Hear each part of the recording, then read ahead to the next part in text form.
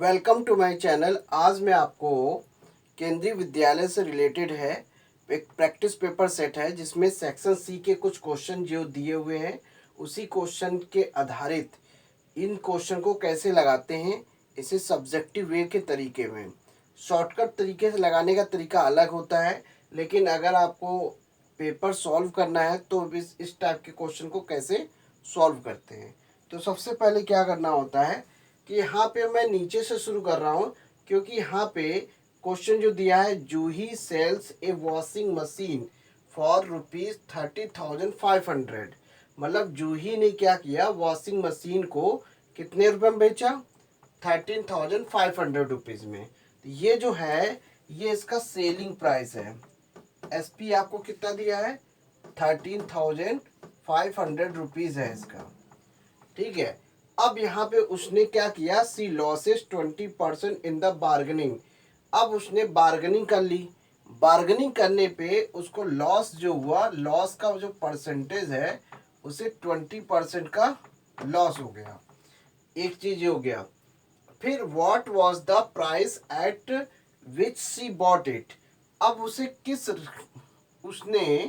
किस रेट पे वो वॉशिंग मशीन खरीद के लाई है, ये चीज़ इसको निकालना है।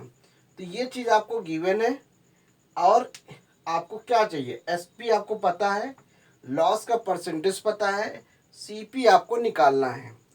तो यहाँ पे इसको निकालने का सबसे बेस्ट तरीका ये है, आपको फार्मूला पता होना चाहिए। तो इस लॉस प्रॉफिट लॉस की कंडीशन में क्या होता है, अगर आपको लॉस का परसेंटेज दिया है तो लॉस के परसेंटेज का फॉर्मूला लगा देते हैं। लॉस के परसेंटेज फॉर्मूला होता है L/CP/100। ये फॉर्मूला होता है। ये आपको फॉर्मूला याद होगा क्योंकि आपकी बुक में दिया हुआ है, क्लास 7 से रिलेटेड है, जिसमें लॉस की वैल्यू है 20% और is equal to loss, percentage की जगह पे परसेंटेज रखना है, और एल की वैल्यू नहीं पता है, सीपी की वैल्यू भी नहीं पता, इंटू 100 करेंगे। अब इसे बटे में लेंगे तो कैसे सॉल्व करेंगे,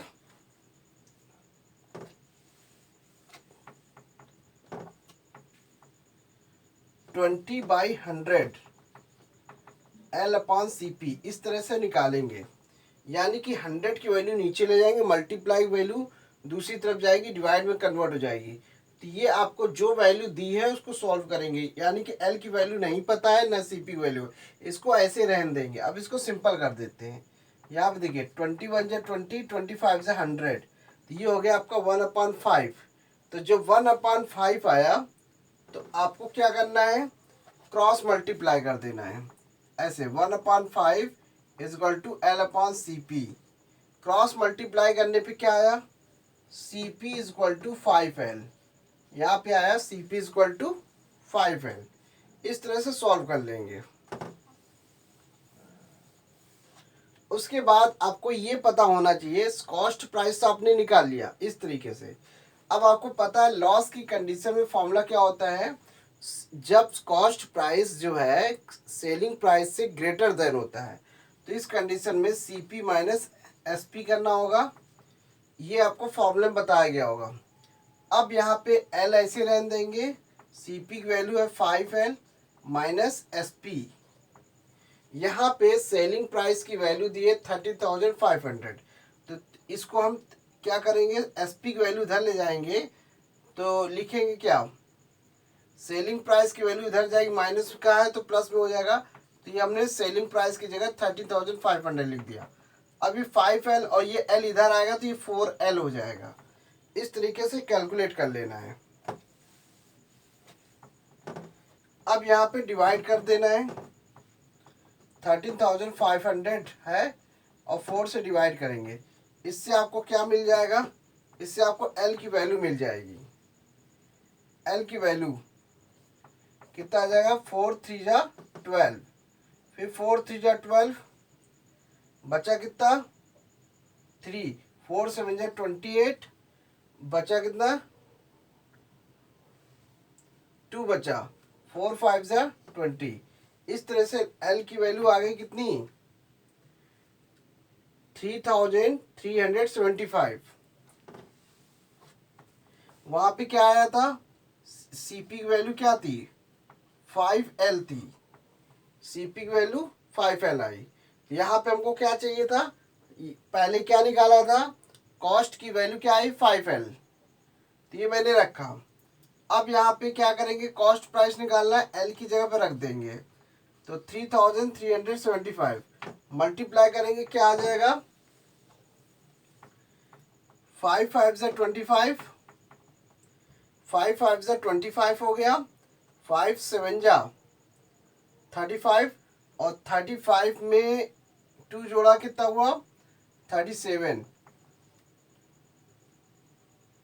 5 5 से 25 कैरी हुआ 2, 5 7 से 35, 35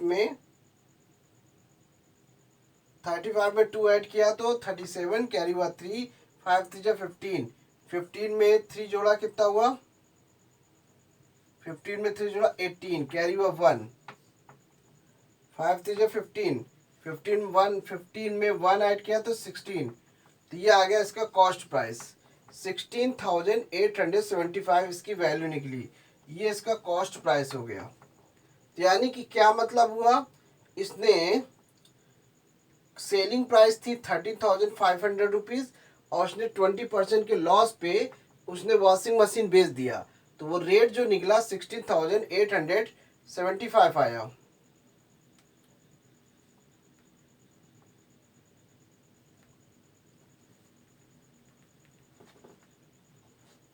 फाइव सेंजा 35, 5 5 से 25 कैरी हुआ 2, 5 सेंजा 35, 35 में 2 ऐड किया तो कितना हो गया, 37 कैरी हुआ 3, 5 3 15, 15 में 3 18 कैरी हुआ 1, और 5 3 15, 15 में 1 जोड़ा 16, तो ये आपका वैल्यू आ जाएगी, इस तरीके से निकाल सकते हैं। अब इसी तरह से नेक्स्ट, ये तो हो गया एसपी लॉस वाले क्वेश्चन। अब यहाँ पे लिखा है right equation for the following statement, तो आपको दिए गए स्टेटमेंट में इक्वेशन निकालना है। फर्स्ट क्वेश्चन देखिए कैसे निकालना है, यहाँ पे लिखा है 2 subtracted from y is 8, condition में ये बोला है y से 2 को माइनस कर दीजिए, y से 2 माइनस करेंगे, आपकी वैल्यू हो गई 8, तो पहले वाले का स्टेटमेंट ये हो गया। सेकेंड, दूसरे वाले का नंबर b डिवाइडेड बाई 5, यानी कि नंबर b जो है उसमें हमने 5 से डिवाइड कर दिया, 5 से डिवाइड करेंगे तो रिजल्ट आपको क्या मिल गया 6, इसमें इस तरीके से निकालना है। थर्ड पॉइंट क्या है, इसमें लिखा है if you take away 6 from 6 times y, यानी कि y का 6 टाइम्स करके उसमें 6 माइनस कर देंगे तो आंसर आपको 60 मिलेगा, यू गॉट 60। तो ये आपके 3 इक्वेशन इस तरीके से दिए हुए हैं जिसको आपको इक्वेशन बना के लिखना था। इस टाइप के क्वेश्चन में ऐसे सॉल्व करना है, स्टेटमेंट वाले सवाल हो जाएंगे। यहाँ पे सेकंड क्वेश्चन जो दिया है, the runs scored in A cricket match, cricket का मैच हो रहा है जिसमें रन्स का स्कोर दिया हुआ है, जिसमें 11 प्लेयर्स दिए हैं, टोटल प्लेयर्स जो दिए हैं नंबर ऑफ प्लेयर्स, तो प्लेयर्स की वैल्यू जो है वो 11 है। 11 है तो यहाँ पे ऑड की संख्या इसलिए डालना है क्योंकि यहाँ पे इवन ऑड की कंडीशन में जब हमें मीडियन निकालना होगा तब इसकी वैल्यू जरूरत पड़ेगी। तो हम क्या करते हैं, सबसे पहले मीन निकालते हैं। तो मीन कैसे निकालता है, मीन निकालने का फॉर्मूला क्या होता है, तो यहाँ पे लिखेंगे टोटल स्कोर, सबसे पहले हम टोटल स्कोर जोड़ेंगे, उसके बाद नंबर ऑफ प्लेयर से आप डिवाइड कर देंगे। ये टोटल स्कोर जोड़ के दिखाते हैं कैसे टोटल स्कोर आएगा। देखिए 6 plus 15 plus 120 plus 50 plus 100 plus 80 plus 10 plus 15 plus 8 plus 10 plus 15 upon 11, यहाँ पे इस तरीके से लिख लेंगे। अब आपको एक बार काउंट कर लेना है, 11 नंबर्स है कि नहीं, 1 2 3 4 5 6 7 8 9 10 11, अब इसको जोड़ने का सबसे बेस्ट तरीका बताते हैं कैसे जोड़ा जाता है। देखिए 120 में 80 जोड़ेंगे कितना हो जाएगा आपके पास, आपके पास हो गया 200। सीधा सीधा हिसाब, 120 में 80 जोड़ा तो 200 आ गया। अब इसमें देखिए 100 आपके पास पहले से है, ये हो गया 100 भी जुड़ गया। अब देखिए 15 15 और ये 15 टोटल होगा कितने 45 45 आ गया। 15 15 और ये 15 45 हो गया। क्या बचा अभी आपके पास, क्या बचा 50 और बचा, प्लस 50 और जोड़ देंगे इस तरीके से, 50 जुड़ गया। अब इसमें क्या बचा 10 और 10 20, 10 और 10 20 और 20 में 8 जोड़ दिया 26 और 26 में 6 जोड़ देंगे कितना हो जाएगा, 26 में 6 जोड़ेंगे कितना हो जाएगा 32। 26 में 6 ऐड करेंगे तो हो जाएगा 32 अपॉन 11 कर देंगे इस तरीके से। तो जो सीधा सीधा ऐसे ऐसे ऐड कर दिया, ठीक है, सब में आपका हो गया कि नहीं, सब पे टिक लग गया। अब 200 300 और 300 है 50 प्लस 45 मिलके हो जाएगा 395। तो 395 ये हो गया और 32 और जोड़ देते हैं।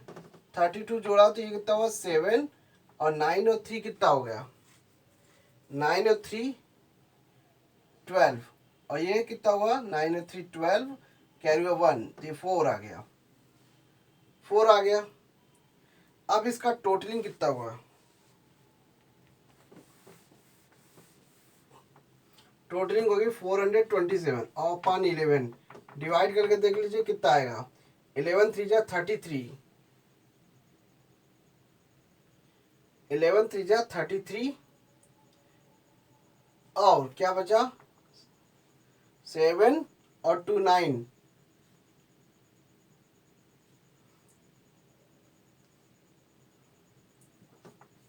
4 2 7 11 11 3 जा 33 कितना बचा 12 में से 3 गया 9 और ये हो गया 97। अब यहाँ पे 11 8 जा 88 88 आया। अब 7 में से 8 गया कितना बचा 7 में से 8 गया 17 में से 8 गया कितना बचा 9 पॉइंट लगाया 0। फिर उसके बाद 11 8 जा 88 फिर 2 बचा। तो इस तरीके से इसका आ जाएगा 38.8 समथिंग, इसका मीन निकल जाएगा। तो इस तरीके से इसके हम मीन्स निकाल सकते हैं। ये मीन्स निकालने का तरीका हो गया। अब आपको मॉड निकालना है। सबसे पहले क्या करते हैं, हमें इस क्रम को, अगर हमें मीडियन पहले निकालना है तो सबसे पहले इसको हम क्या करेंगे असेंडिंग ऑर्डर में करना पड़ेगा। तो यदि हमें किसी भी चीज़ का मीडियन निकालना होता है तो सबसे पहले उसे हम असेंडिंग ऑर्डर में कन्वर्ट कर देंगे। तो असेंडिंग ऑर्डर में कन्वर्ट करते हैं। सबसे छोटा नंबर कौन सा है इसमें, सबसे छोटा नंबर है 6, तो 6 उतारा। उसके बाद उससे छोटा नंबर है 10, 1 2 10 और ये 10 ये आ गया। उसके बाद 15 1 2 3 15 आपके कितने हैं 1 2 और ये 3। इससे बड़ा कोई नंबर 50 बड़ा नंबर है। इससे बड़ा कोई नंबर 80 भी हो गया। अब इससे बड़ा नंबर 100 से बड़ा कोई नंबर 120, ये हो गया 120।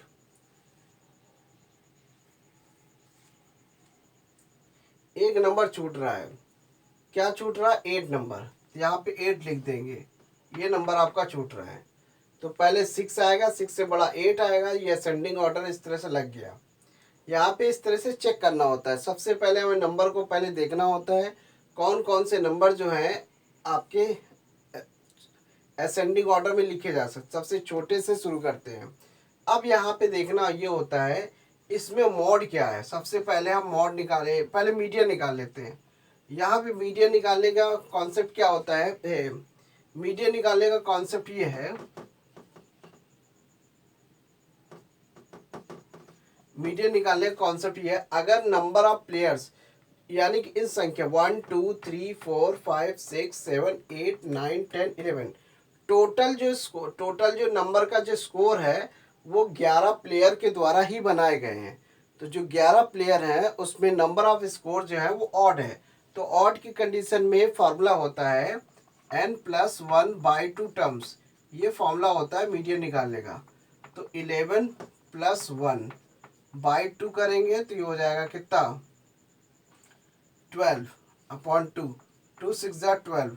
ये आपका 6 टर्म्स आ गया। अब इसमें से 6 टर्म ढूंढ लीजिए। पहला टर्म्स ये है, दूसरा, तीसरा, चौथा, पांचवा, छठा। तो ये आ गया 6 टर्म्स 15। तो ये इसका मीडियन हो गया। 15 इसका मीडियन हो गया। अब यहाँ पे ये तरीके से निकाला गया है। मीडियन निकालने का तरीका ये हो गया। अब आपके पास बचा मॉड। मॉड निकालने का क्या मतलब होता है, द मोस्ट फ्रीक्वेंसी, द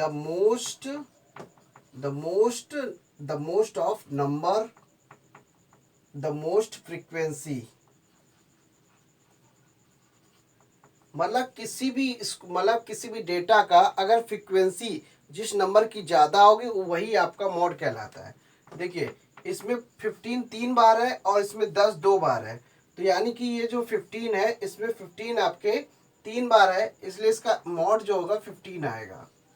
ये हो गया आसान तरीका। मॉड निकालने का मतलब होता है नंबर ऑफ फ्रीक्वेंसी जिसकी हाईएस्ट होगी वही उसका उस डेटा का मॉड कहलाएगा। तो ये आपका हो गया। इस क्वेश्चन में आपको मॉड नहीं पूछा था, मीडियन पूछा था और मीन्स पूछा था। अब ये आ जाइए लास्ट क्वेश्चन। एक लिफ्ट है, elevator descends into a mine shaft at the rate of 6 metre per minute. Rate आपको गिवन है, पहला क्वेश्चन दिया हुआ है 6 मीटर पर मिनट। तो आप इसे देखिए, क्वेश्चन चाहे जैसे भी हो, अगर आपको क्वेश्चन आगे पीछे भी लगा सकते हैं, बस आपको क्वेश्चन नंबर डालना होता है, आप उसमें तुरंत सॉल्व कर दीजिए। जिस क्वेश्चन को आप पहले लगाते हैं बस आपको क्वेश्चन नंबर वही लिखना है जो क्वेश्चन आपने लिखा हुआ है।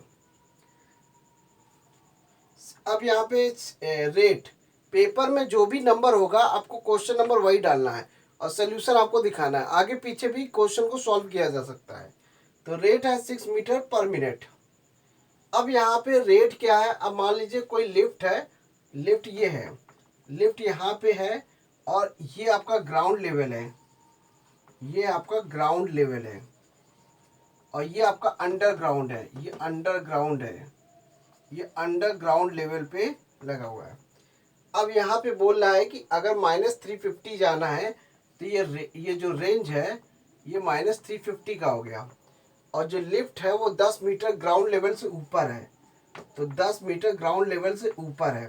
माइनस ये बताता है कि ये जो डिस्टेंस है ये ग्राउंड लेवल के नीचे की तरफ है, इसलिए डिस्टेंस वैसे प्लस में होता है लेकिन ये माइनस ये बताता है डायरेक्शन, क्योंकि ये जो 350 मीटर जो है डिस्टेंस ये आपके नीचे की तरफ है।